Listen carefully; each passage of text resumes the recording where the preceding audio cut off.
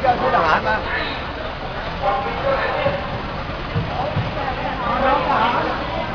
ดีมาก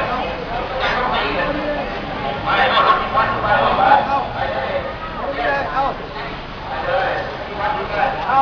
มาเลยเชิญจ้าเอาขนไปเลยเอาอย่างนี้มาเลยจ้า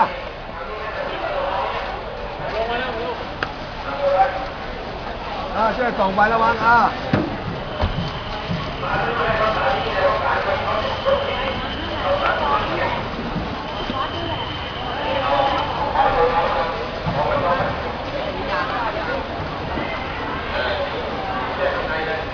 เปิดกระบะนี่เลยแล้วน้องเปิดได้เอาไปลงให้ส่งเฮ้ยไม่ลงยิงง่ายเลยเอาเลยโทษทีจ้า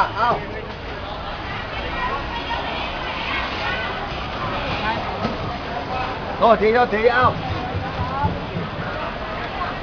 ไปถึงข้างบนออกก่อนเดี๋ยวต้มอยู่แล้ว